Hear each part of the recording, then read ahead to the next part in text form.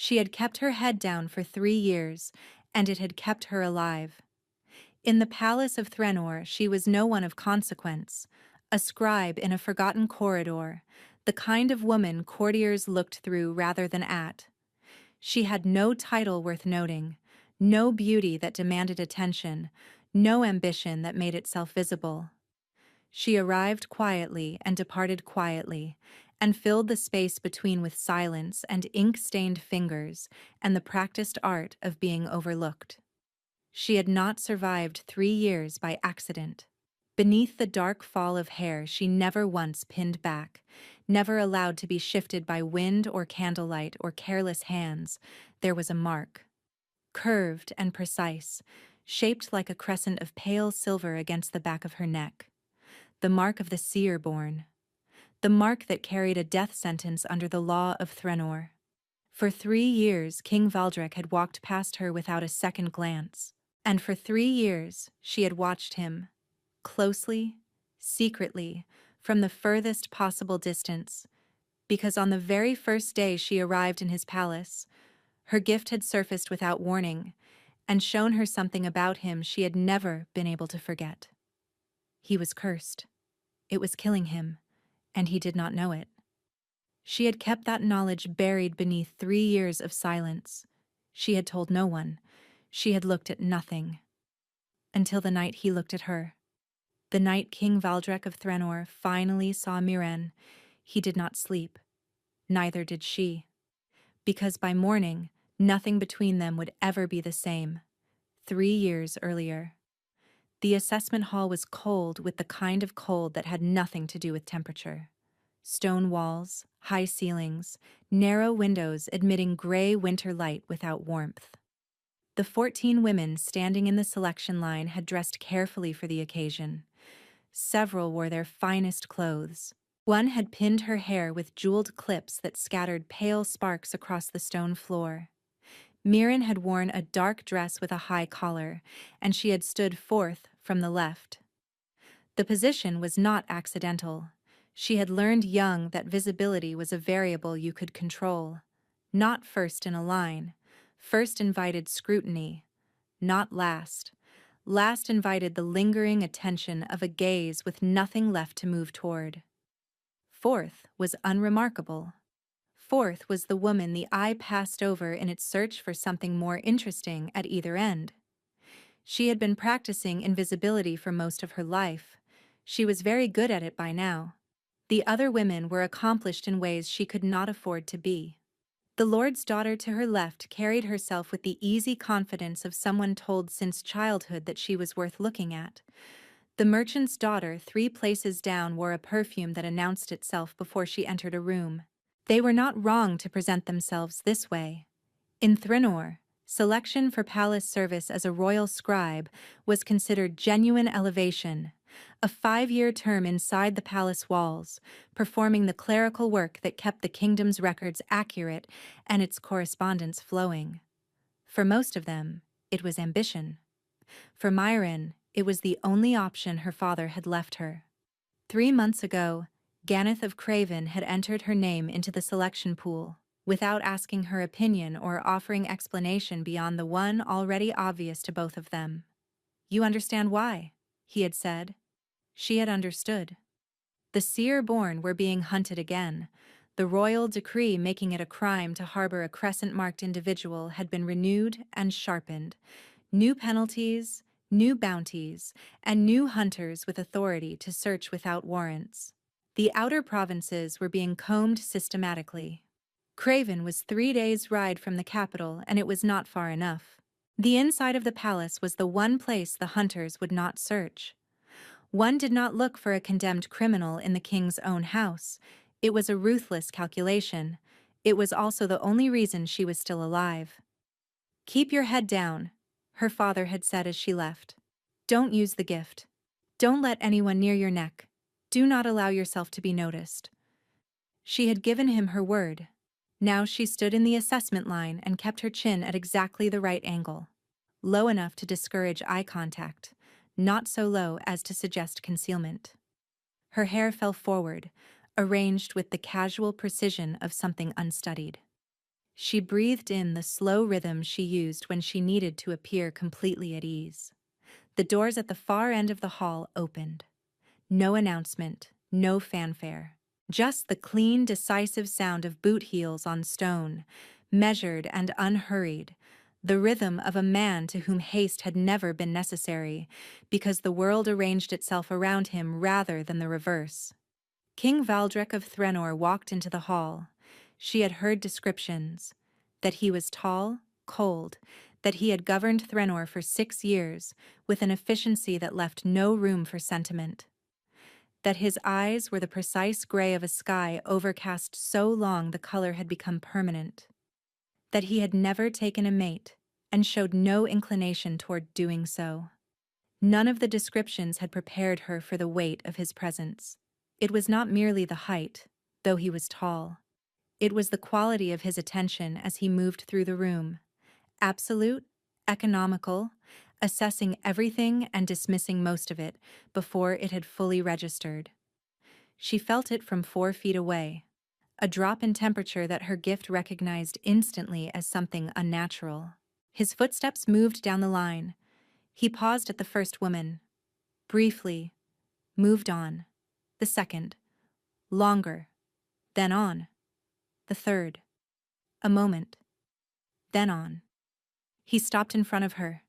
Mirren stared at the floor. Her gift stirred beneath her sternum, pressing upward the way it always did in the presence of something significant, and she pushed it back down with everything she had. Not now, not here. See nothing. His gaze moved on. She did not breathe again until he reached the far end of the line.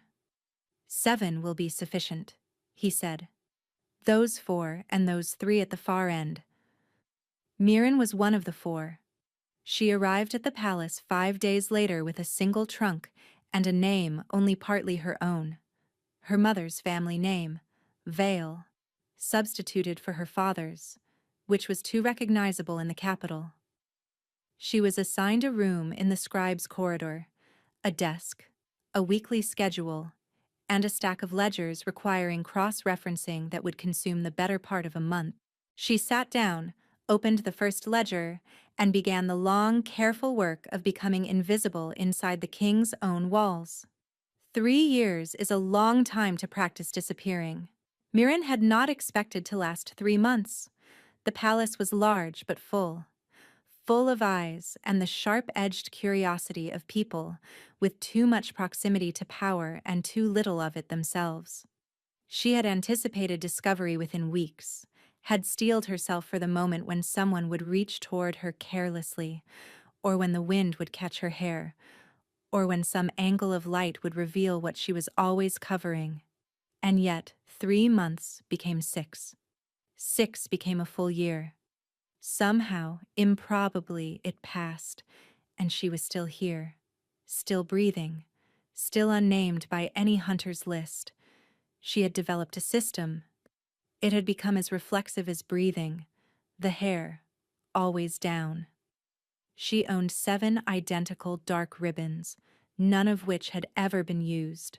She had learned to sleep facing away from the door, with the back of her neck toward the wall, a habit so ingrained she woke disoriented on the rare nights she rolled over.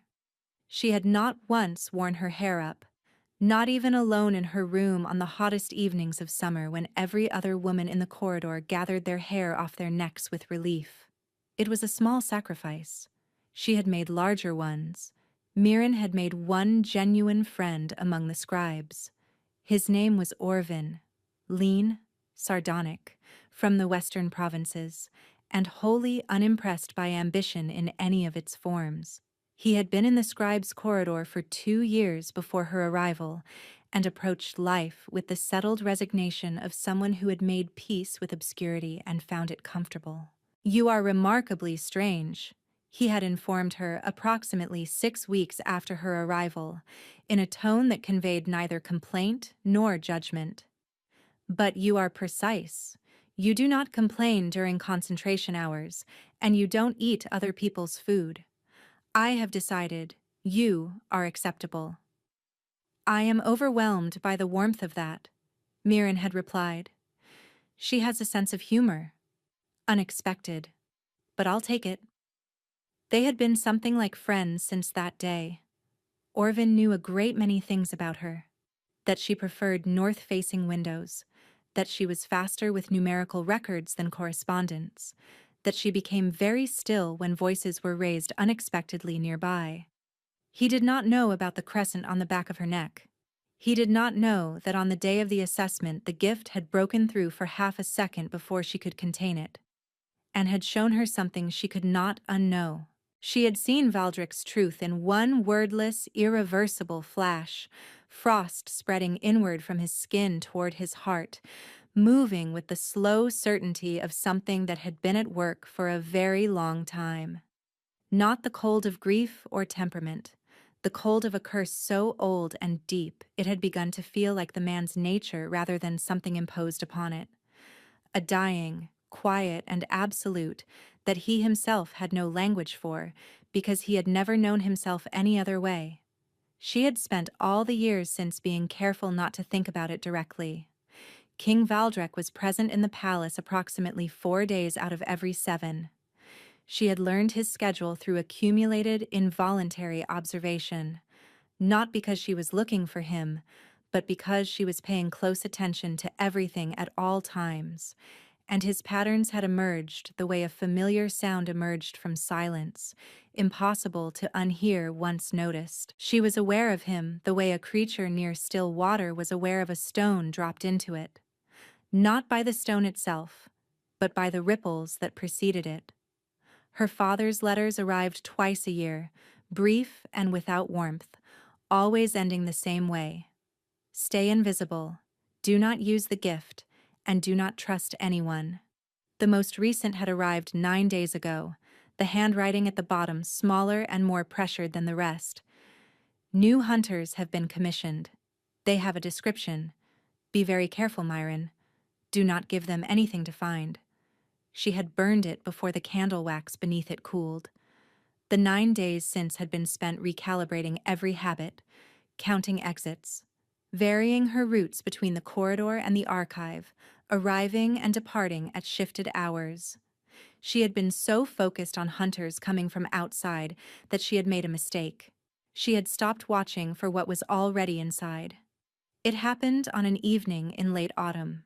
She had stayed later than usual in the records archive because the quarterly trade ledgers contained 3 separate transcription errors requiring tracing backward through 6 months of entries. Orvin had offered to stay and help. She had sent him away. The work required concentration she found easier alone, and she had learned not to allow extended proximity. Proximity bred familiarity. Familiarity bred curiosity. Curiosity was the one thing she could not afford. She had been alone for nearly 2 hours when she heard footsteps in the outer corridor. She catalogued sounds automatically, the quick stride of the Treasury officials, the lighter steps of household staff, the measured 2-count rhythm of the guards walking their evening circuit. These footsteps matched none of those patterns. Single set, deliberate and evenly spaced, the rhythm of someone accustomed to covering ground efficiently, moving along a corridor almost never used at this hour. Myron went very still over her ledger. The footsteps slowed. They stopped outside the archive door. The handle turned. The door opened. Myron had 3 seconds of clarity, cold and precise as a blade. She could not run without noise. She could not step back without drawing the eye. And her hair, was gathered and pinned at the nape of her neck because she had been alone for 2 hours and had stopped performing vigilance for no audience. She had pinned her hair. The realization moved through her in a wave that started in her chest and reached the ends of her fingers. She had pinned it because it kept falling across the columns of figures she was correcting, and she had been tired, and it had seemed a small thing, barely a decision at all. 3 years of unbroken discipline. 1 moment of exhausted carelessness. King Valdrick stepped into the archive. He was not in formal dress. He wore a dark coat, plain at the cut and slightly worn at the collar, the kind a man put on when moving through his own palace late in the evening and expected no audience. His hair was less ordered than she had ever seen it, pushed back from his face in a way that made him look, for one disorienting moment, like a man who was tired rather than a king who governed everything he surveyed. He stopped when he saw her. Neither of them moved. "Scribe," he said. His voice was low and even, the voice of someone who did not spend words on things that didn't require them. "You are here late." "Yes, Your Majesty." She kept her eyes level, her chin low. Her heart was striking the inside of her ribs with a force she was fairly certain could be heard in the deep quiet of the archive. "The quarterly ledgers required corrections. I was tracing an error to its source." A pause. "Which quarter?" "Third. The trade records from the southern provinces. 3 separate transcription errors in the original entries, all from the same hand. A misunderstanding of the recording format rather than carelessness."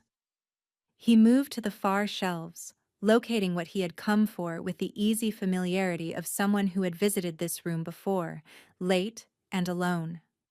She held the ledger in both hands and stared at the reading table and willed herself into furniture. "How long have you served in the scribe's corridor?" he asked, the tone of a question asked to fill silence. 3 years, Your Majesty." 3 years.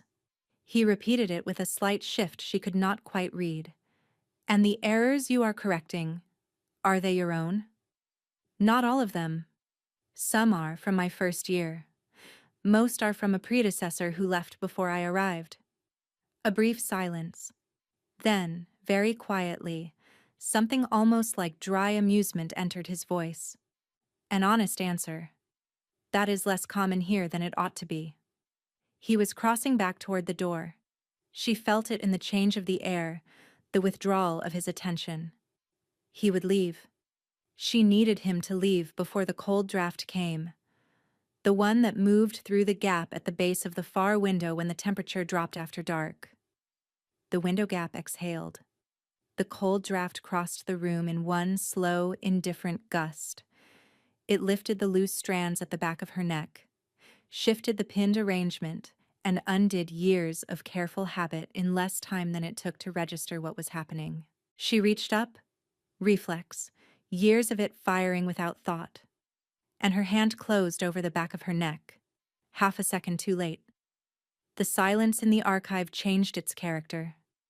It became the silence of someone who had seen something. Mirren stood with her hand pressed flat against the back of her neck and did not turn around. She did not breathe. She calculated every possible version of what happened next, and all of them arrived at the same end. He had not moved toward the door. The footsteps she had learned to recognize anywhere were absolutely still behind her, and his cold, that deep, unnatural cold she had catalogued on the very first day, reached her now with an intensity that said he was close and fully attending. "Take your hand down," he said. Quiet. Perfectly even. The voice of a man who had not needed to raise it in a long time because raising it had never been required. Mirren did not move. "I will not ask twice." She lowered her hand. The silence that followed was the longest of her life. She waited for the word that would bring everything crashing down, the command for guards, the summoning of Sulwick, the procedural language of an arrest the law had been waiting to make. He said nothing. She heard him take one step toward her, then another. He stopped close enough that his cold reached her clearly, raising the fine hairs on her arms beneath her sleeves, that deep, bone-level cold that was not temperature but something far older. "Turn around," he said. Mirren closed her eyes for one moment, then she turned. She had not looked at him directly in all the time she had been here. She had managed it through angles and distances and the disciplined avoidance of full eye contact, protecting herself from the gift that surfaced whenever she looked too long at something significant. Now there was no distance left to manage.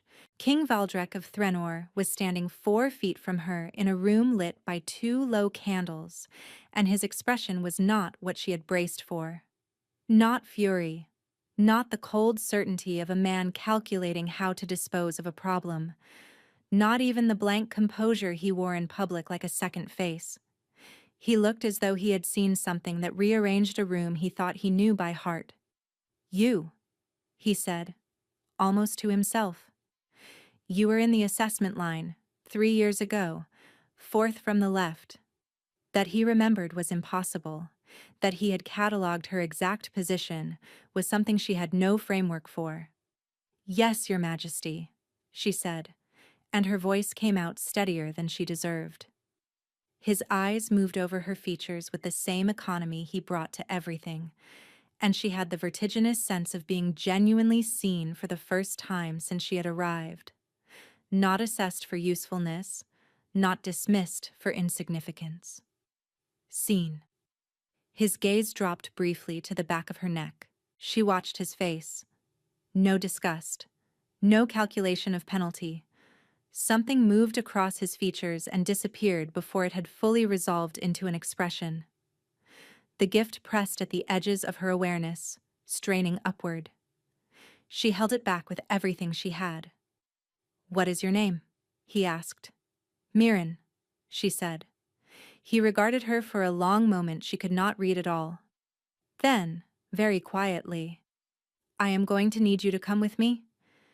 He turned and walked toward the door with the certainty of a man who had not once in his life spoken a sentence, and then waited to see whether it would be obeyed. Mirren stood alone in the candlelit archive for the 3 seconds it took her to understand that she had no choice. She followed him into the dark corridor, and the archive door swung shut behind her with a sound like a sentence ending. He took her to his private study, not the council chamber, not the formal receiving room. The private study, the room behind the room, the one she had only heard referenced in oblique terms by senior staff. The room where the king actually thought. It was smaller than she had imagined. Books on every wall, organized by some internal logic she could not immediately parse.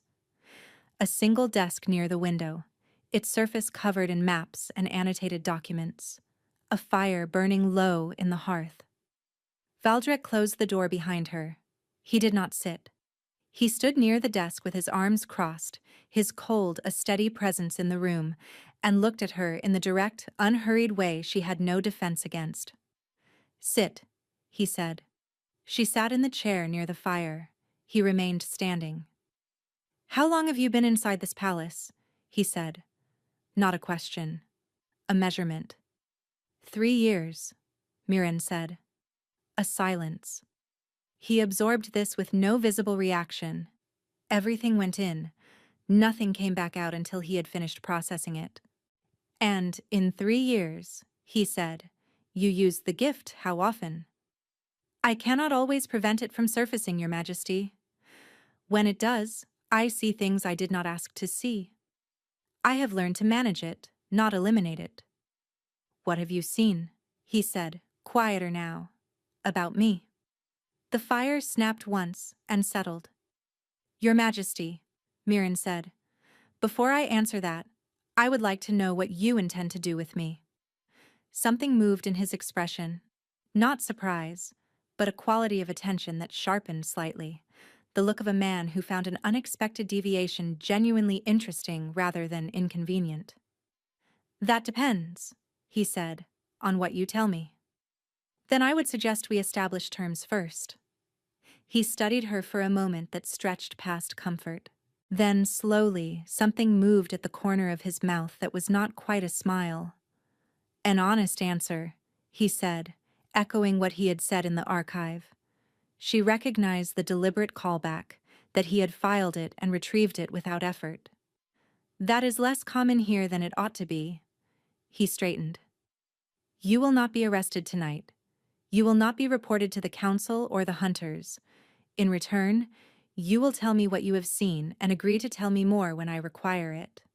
They were not equal terms. She had nothing to negotiate with, and they both knew it. But she had spent years measuring the difference between coldness born of cruelty and coldness born of other things, and what she heard in his voice was not malice. "I agree," she said. "Then tell me what you have seen." She took a breath and told him. She described the cold as the gift had shown it to her. Not illness, not injury, not the natural decline of age. A structured, deliberate thing moving inward from the perimeter of his body toward the center, following a pattern too precise to be accidental. Something placed rather than something that had grown. The silence that followed was different from all the silences before it. It had weight. "How long have you known this?" he said, and his voice had changed in a way she could not name. 3 years. She watched something move through his expression that he could not contain, something older than anger and more complex than fear. He turned away and stood facing the window. She could see the set of his shoulders, the hard, still line of his back, and she understood that she had just handed him 3 years of knowledge about himself that he had been living without. "You will come tomorrow evening," he said, his voice restored. "Same hour." "Yes, Your Majesty." The door opened from outside. His chief advisor, Sulwick, spare, watchful, a man whose intelligence was housed in a face built for suspicion, stepped inside and stopped when he saw her. His gaze moved to Myron with the quick, categorizing attention of someone who had spent decades identifying misplaced things. "Your Majesty," Sulwick said, carrying the shape of a question without technically asking one. "She is leaving," Valdric said, without turning from the window. "See that she gets back to the scribe's corridor undisturbed." The word undisturbed carried the full weight of an instruction. Sulwick's eyes moved back to Mirren with an expression she noted and filed away. A man who had not been given an explanation and did not like it. Mirren rose and crossed the room. At the door she paused, some impulse prompting her to look back. Valdric was still facing the window. The firelight reached only partway across the room, and beyond its edge he stood in the dark, one hand pressed flat against the glass, his cold radiating outward in the stillness. He was profoundly, unutterably alone. Mirren turned away. She followed Sulwick into the corridor, and the study door closed behind her. She lay awake until dawn, and by the stillness of the palace, by the absence of any sound of movement from the floors above, she understood that wherever he was not sleeping either. She returned the following evening, and the one after that. It became a thing without a name, not official, not announced, not recorded in any document. Valdric had not told his advisors. Mirren had not told Orvin. There was no title for what she was doing, and no formal arrangement beyond the terms of that first night, which were clear in their structure and wholly inadequate at capturing what the evenings in the private study actually were. She had expected interrogation. She had prepared for it, organized her observations into ordered categories, anticipated the questions a methodical man would ask about something he had never been given language for. She had not prepared for him to listen, not in the performative way of a man waiting for useful information to surface. He listened the way she had noticed he read, completely, without dividing his attention, giving the thing in front of him his full consideration as if nothing else in the room existed. When she spoke, he was still. When she paused to find the right word, he did not fill the silence impatiently. When she said something that contradicted what he believed, he did not dismiss it. He sat with it, turned it over in the way of someone genuinely testing a new piece against the existing structure of what he knew. It was disarming. She had not anticipated being disarmed. She told him what the gift showed her about the curse, the pattern of it, its direction, the way it responded to different conditions. On evenings when he had spent the day in extended council sessions, the cold was marginally deeper. On evenings when he had been riding, she could tell by his posture the way outdoor cold sat differently on a person than the cold that came from within. It had receded slightly, as though motion delayed it. "It responds to stillness," she told him near the end of the second week. "Meaning what?" "Precisely. When the day requires you to be stationary, deliberative, contained, it advances. When you are truly in motion, it pauses." She paused herself. I do not know if that is useful. It explains something I had noticed and could not account for, he said. That I sleep better on evenings when I have been on horseback. I had attributed it to physical exhaustion. He looked at the fire. It appears I was wrong. That he had been tracking symptoms at all, silently and alone, for what she suspected was a very long time, was something she held quietly and did not remark on. In the third week, he began asking questions that had nothing to do with the curse. It started with a question about the Southern trade ledgers and expanded, through follow-up and counter-question, into an hour's conversation about the structural inefficiencies she had identified across years of managing records. He listened to all of it. At the end of the evening, without preamble, he said, "The observation about the regional scribes using inconsistent dating formats. Document it formally. Bring it to me next week." Not a request. In the fourth week, she arrived to find the chair across from his had been moved, pulled slightly closer to his side of the hearth, repositioned at a different angle. A small change. The kind made without quite meaning to, simply adjusting the room to match what the room had been doing for weeks without the furniture having caught up. She sat in it without commenting. He did not comment either. But she noticed. She noticed that he now had a second candelabra lit on the evenings she came, making the room brighter than he would have kept it alone. She noticed the documents he had set aside for her attention, flagged with strips of paper bearing his handwriting. She noticed the one evening when Sulwick had appeared at the study door, and Valdric had said, with pleasant finality, "Not tonight," and Sulwick had gone. The gift, which she had kept at arm's length for so long, was showing her things she had not given it permission to show. Not the curse. Something softer. It showed her the texture of a man who had been alone for a very long time and had organized his entire life around that aloneness in a way that made it look like preference. She did not tell him this, nor did she tell him the full truth about the timeline. The gift gave her timelines and impressions rather than measurements, but she had translated those impressions into something precise enough to frighten her. At the current rate of progression, he had perhaps 6 months before the cold reached the center of him. What happened then? The gift showed her in images. A king still seated on his throne, still governing, still breathing, but hollowed at the core. Not dead. Something she thought might be worse than dead. Present and absent simultaneously. A man behind glass, permanently. She had been carrying this for 4 weeks and said nothing, and she knew exactly why, and that knowledge was its own silent indictment. In the 6th week, she met Lord Dravon of the Eastern Court. Their first encounter was a passing moment in the corridor outside the council chamber. He studied her with the comprehensive assessment she had learned to recognize as the gaze of someone who catalogued people as potential instruments, and she looked back with the practiced blankness she had spent years perfecting. But his gaze snagged on something. She felt it, the quality of attention that was looking rather than merely seeing. And she kept her pace even and her chin at the right angle, and she turned the corner and did not look back. That evening she arrived at the study 3 minutes late, having taken a longer route to confirm she was not being followed. Valdric noticed immediately. "You are late." "I took a longer route."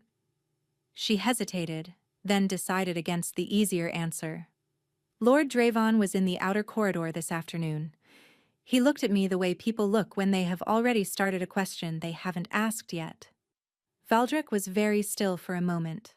"Dravon," he said, "I may be wrong." "You are rarely wrong about how people look at you," he said, an observation formed over weeks of watching her read rooms with consistent accuracy. He was quiet for a moment. "I will deal with it." She did not ask him to clarify what, precisely, he considered his concern. 2 days later, Orvin appeared at her desk with the expression he used for information he was uncertain he should have. "Dravon was removed from the Intelligence Council this morning," he said. "Effective immediately. No stated reason. Nobody asked questions, because nobody ever asks questions when it happens that quickly. He paused. That is 2 things in 6 weeks that I am choosing not to ask follow-up questions about. You are developing admirable restraint, Mirren said. It is quite exhausting, he agreed. That evening she arrived at the study, and Valdric did not mention Dravon, and she did not mention Dravon, and they worked through a foreign policy document together for 2 hours.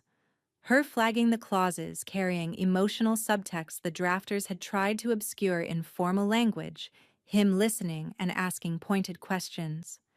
And at the end of it, he refilled the cup she had been given, quietly, simply reaching for the decanter before she had noticed it was empty. And she understood, with the quiet, unstoppable certainty of something that had been true longer than she had admitted it, that she was in serious trouble. Not the kind she had been managing for 3 years. The other kind.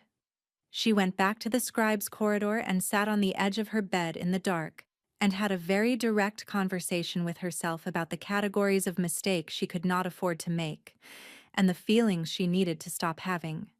She was seer-born. She was crescent-marked. She was, under the law of Thranor, a condemned criminal living on borrowed time inside the palace of the king who should have had her arrested. Caring about him was not a complication she could survive. She told herself this clearly and completely. She was very thorough about it. Then she lay down, stared at the ceiling, and admitted to herself that thorough had never once been sufficient against the way Valdric looked at her when his attention was fully and completely directed at her face. She did not sleep for a long time, and in the morning, carrying her documents toward the council wing, she was aware that Draven was gone, but the threat was not. Men like Draven, removed from councils quickly and without explanation, did not disappear quietly.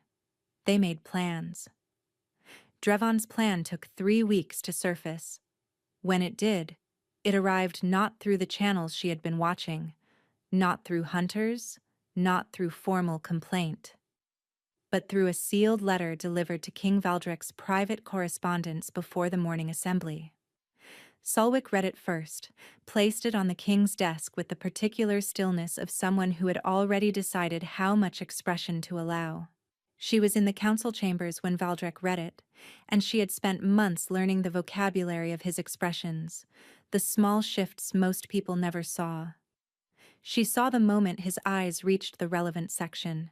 She saw the stillness that followed, the bedrock a man fell back on when the upper layers had been knocked clean.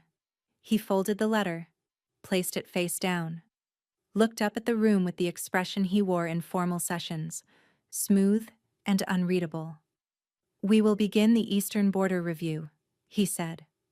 She documented the session with the same unhurried hand she always used, and when it concluded 2 hours later, she gathered her materials and was the third person to leave the chamber, unremarkable, the woman the eye passed over.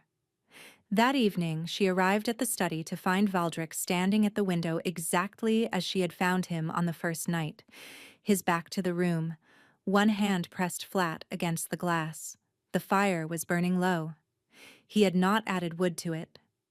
She crossed to the hearth, added 2 logs without being asked, and sat down. He did not turn around for a long time. "Drevon has filed a formal accusation with the High Charter," he said finally. His voice was level, but she had learned to hear what lay beneath. Controlled fury and something else she identified as fear, which she had never once heard from him before. 3 witnesses attest to having observed the crescent mark during your tenure in the palace. He has cited the decree. He has called for immediate execution under the terms of Article 9. A pause. He filed it yesterday. I received it this morning. The fire crackled. A bell struck the half-hour somewhere in the palace. "I see," Mirren said. He turned from the window, and the expression on his face was not the smooth blank of the public man or the neutral composure of the private one. It was the face of a man who had run out of managed distance and was standing on ground he did not recognize. "I can overrule the charter," he said, A king's decree supersedes Article 9 with sufficient cause. I can do it tonight. And the cause you would cite? The question landed in the silence between them with the weight of everything that had accumulated across months of evenings and repositioned chairs and small, careful, uncategorized gestures. That you have been of material service to the crown, he said. That is a cause, she said. Is it the cause? The fire had built properly now, and in the orange light she watched Valdrek look at her the way he had on the first night. Directly, completely, with none of the managed distance she had watched him apply to everything else in his life. No, he said. It is not the cause. She let the gift rise, let it show her what it had been trying to show her for weeks. And what she saw made her throat tighten with a pain she was not prepared for. The cold had reached his chest, not approaching. Arrived. Weeks ahead of the trajectory she had been tracking. It had advanced while she was counting evenings and refilled cups and telling herself that what she felt each time he said her name was simply gratitude. And she had missed it because she had stopped looking at the curse with any clinical precision at all. She was on her feet before she knew she was moving. Valdrek, she said. Not your majesty, just his name, plain and irretrievable. But she did not have space for the flinch of protocol because the cold was sitting directly over his heart. He went very still at the sound of his name in her voice. How long has your chest felt tight? She said. Something moved in his face. How long? 2 weeks, he said. I thought it was fatigue. 2 weeks. He had been carrying it alone, coming to the study each evening with his hand occasionally pressed to his ribs when he thought she was not looking, and she had noticed and said nothing because she had not wanted to look at it clearly and find what she was now finding. She crossed the room and stopped 2 feet from him, closer than she had ever let herself stand.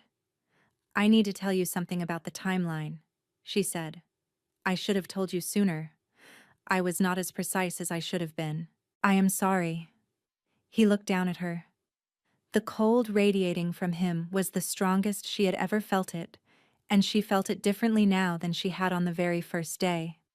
Not as a symptom she was cataloging from a safe distance, but as something taking something away from her personally.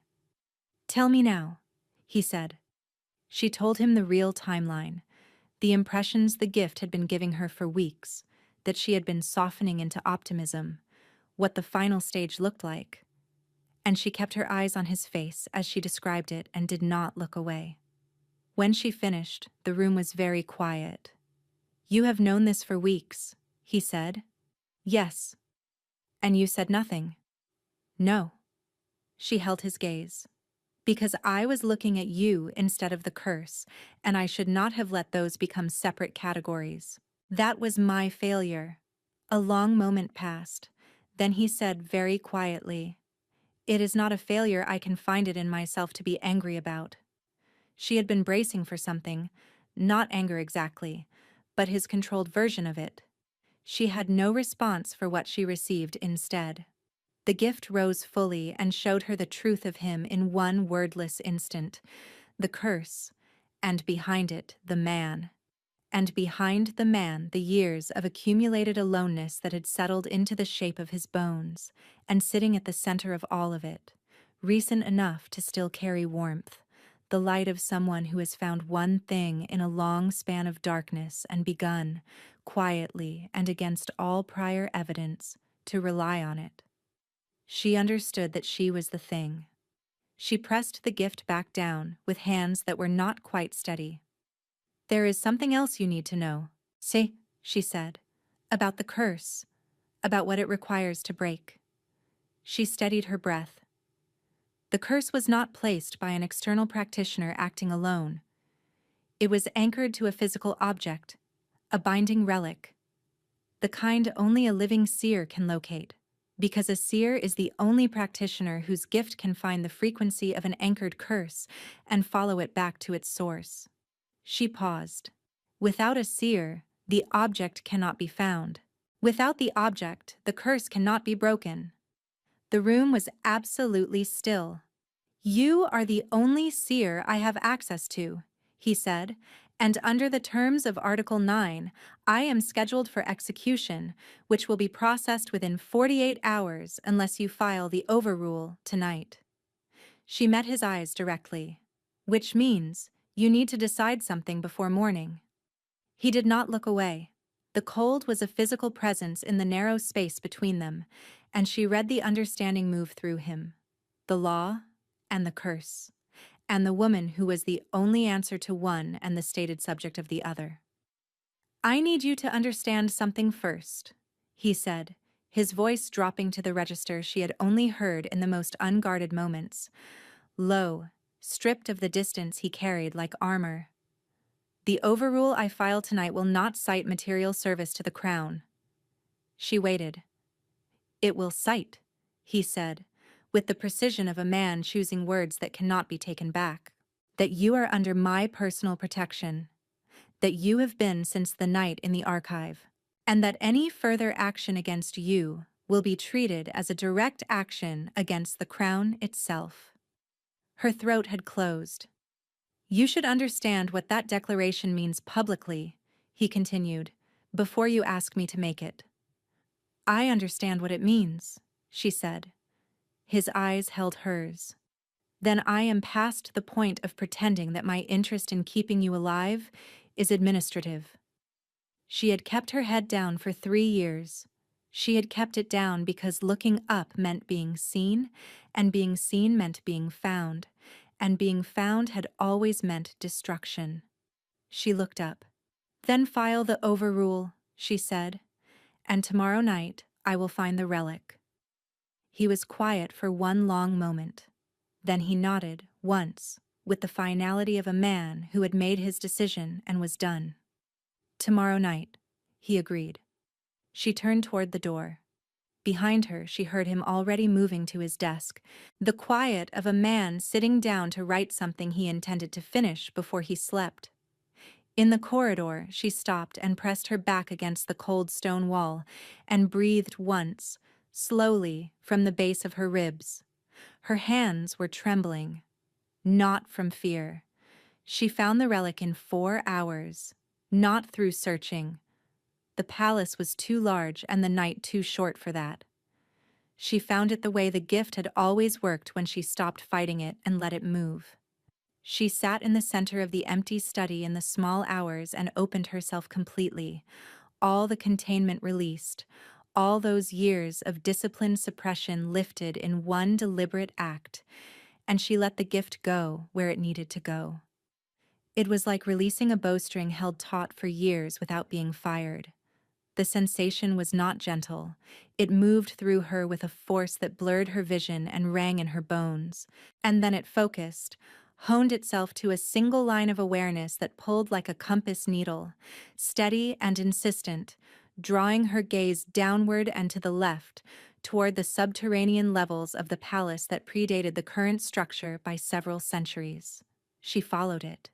Down staircases she had never used, through a sealed door, through a low corridor that smelled of stone so old it had gone past damp into mineral dryness. The smell of a place sealed from time rather than merely from traffic. The gift led her to a room no larger than a wardrobe, empty except for a stone shelf built into the far wall. On the shelf, wrapped in cloth gone almost colorless with age, a small carved disc approximately the size of a closed fist. She could feel it before she touched it. The cold emanating from it was the same cold she had felt radiating from Valdrek since the first day. The same quality, the same depth, and the recognition of it landed in her chest with a weight that was almost grief. This small, ordinary-looking thing. This was what had been taking him apart, piece by piece, for his entire life. This was what had taken every king before him. This was what would take his son, and his son's son, if she did not end it now. She picked it up. The cold moved up her arms like water finding a gradient, and she felt the gift rise to meet it. The seer instinct orienting toward the curse, the way a healer's hands oriented toward injury. She felt the structure of it. Old, dense, layered in the way of something built by a practitioner of significant power who had constructed redundancies specifically to prevent dismantling. Meticulous work. The work of someone who intended it to last. She sat down on the stone floor with the disc in both hands and she began. The gift worked differently at full strength and full intention than it did when it surfaced involuntarily. It was not passive reading, it was contact. Direct engagement with the thing she was examining, the seer's capacity to perceive the full truth of something and, in perceiving it completely, dissolve the structure of it. This was what the law feared. This was what the Hunters and Article 9 were built to prevent. The binding did not yield quickly. She had not expected it to. She worked through the night with the cold moving through her and the gift burning at full capacity for the first time in her life. Not fragments. Not controlled releases. The whole of it, applied without reservation to the thing that had been killing him 1 degree of warmth at a time. Her mind moved to the evenings in the study, the repositioned chair, the way he said her name in the council chambers when he wanted precision, just Myron, and the way it sounded in the study when he was not managing anything, which was also just Myron but landed somewhere it had no business landing. She worked through the cold and the exhaustion that arrived after the second hour and settled into her limbs like wet sand. When the binding pushed back, a genuine recoil, resisting rupture, she held her ground and pressed deeper, and she thought about the frost over his heart, and she did not stop. The binding broke near dawn. It broke without drama. No sound, no visible change, just a shift in what she was holding. The cold in the disc went from active to inert in the space of a single breath, the way a fire went from flame to ash, and the silence left behind was the silence of something that had, after a very long time, stopped. She sat on the stone floor for a moment. Then she put the disc in the fold of her coat and went upstairs to find him. She found him at his desk with the overrule documentation in front of him, already sealed with the king's mark. He had written it, sealed it, and then stayed at his desk, which told her everything about how he had spent the night. He glanced up when she came in. She crossed the room and placed the disc on the desk in front of him. His gaze moved from the disc to her face and back, reading both. The disc was inert now, no cold emanating from it, no trace of the thing it had been. An old carved object from a sealed room beneath the palace. Nothing more. "Is it done?" he said. "It's done. The binding is broken." She paused. "Completely. Not just yours. The root structure of it. The bloodline binding. It will not carry to any descendant." He was very still. She watched the cold leave him for the first time. It moved back slowly, the way frost retreated from glass when warmth finally reached it. From the edges first, then from the center. And what remained in its absence was simply warmth. The natural warmth of a living man that should have been there all along and had never once been permitted. He raised his hand and looked at it, turned it over slowly, the way a man examined something familiar that had changed in a way he was still accounting for. "I have been cold," he said quietly, "for as long as I can remember." "I know," she said. The gray eyes she had spent months reading in fragments looked different in the dawn light, the same color, the same directness, but the quality behind them had shifted. The sense of something held at a guarded distance, held there so long it had calcified into the architecture of his face, was simply gone. "You used the gift fully," he said. "Not managed.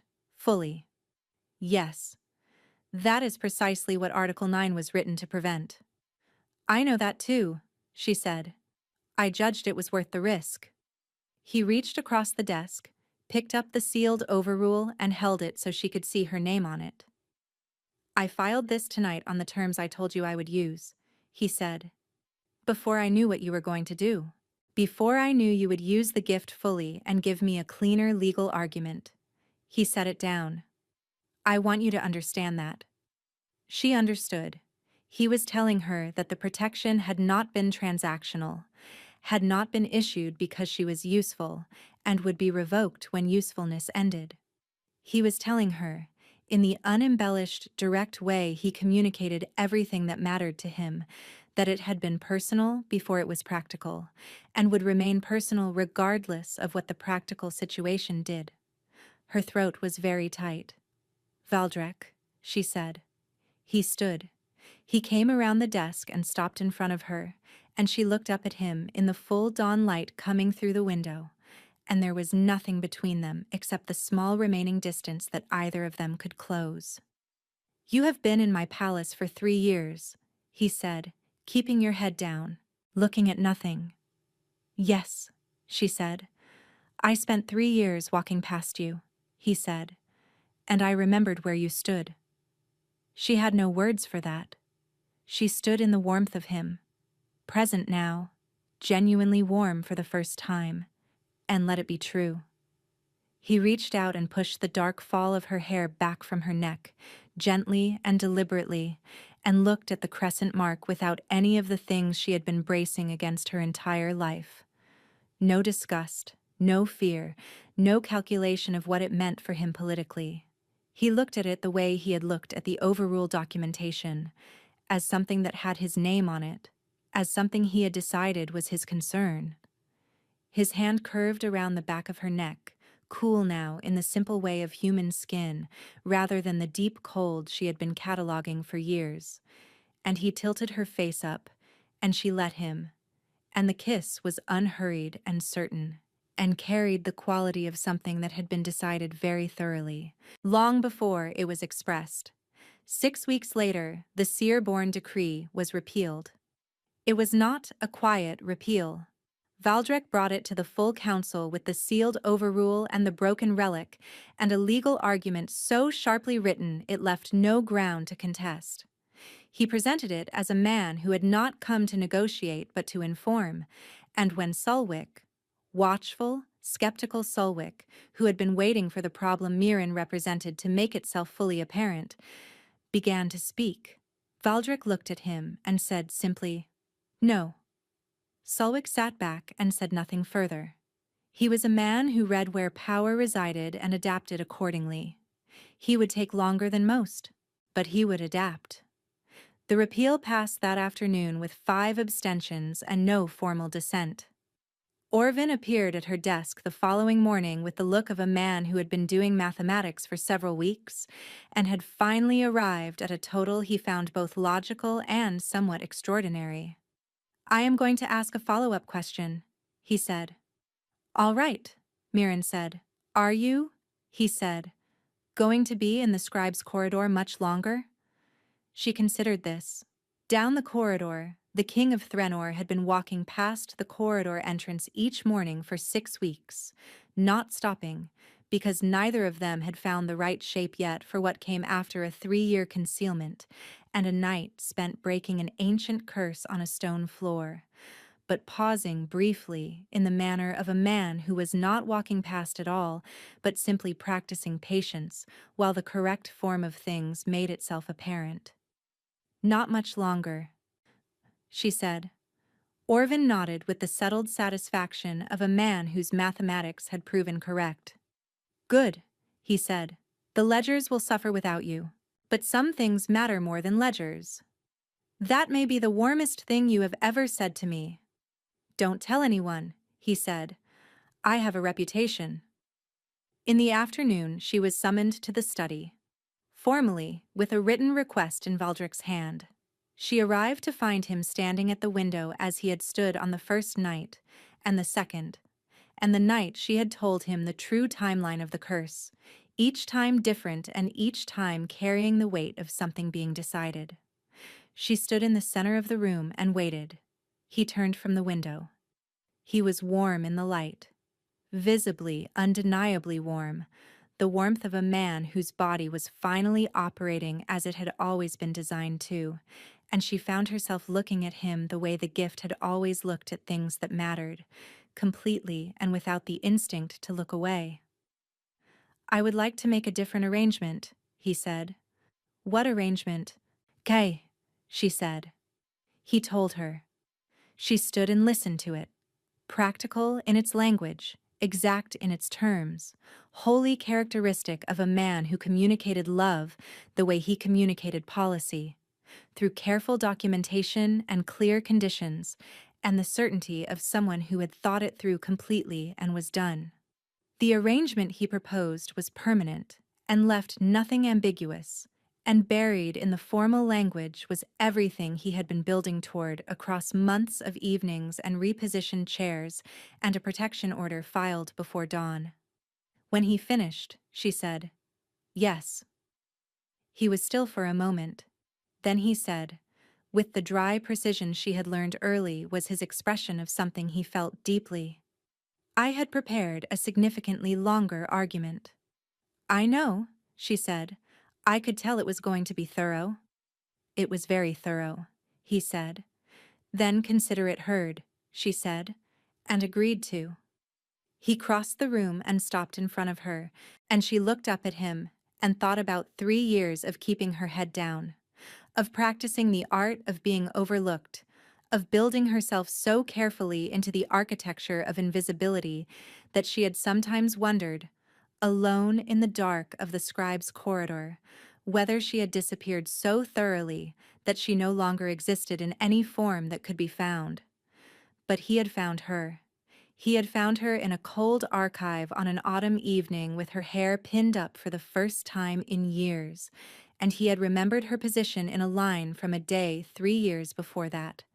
And he had spent a winter and a spring and the beginning of a summer figuring out the right arrangement of words for something she apparently already knew. She reached up and took his face in both hands, and she said his name once, simply, the way she had said it the night everything changed, and she felt him settle into that, into the warmth of being named plainly by someone who meant it, the way a person settled into a room they had finally come to understand was theirs. Outside the study window, the palace of Threnor moved through the business of an ordinary afternoon. The hunters rode out on the eastern road and came back with nothing, because there was nothing any more to find. In the scribe's corridor, Orvin cross-referenced a quarterly ledger with the resigned efficiency of a man who knew he would be doing it alone from now on, and had decided this was acceptable. In the private study, behind the closed door, King Valdrek of Threnor, warm now, finally and completely warm, held the woman who had kept his secret for 3 years before he knew he needed her to, and neither of them kept their head down at all. Thank you for listening to this story. If it found you at the right moment, I hope it stays with you. Leave me a comment. I read every single one, and they mean more than you know.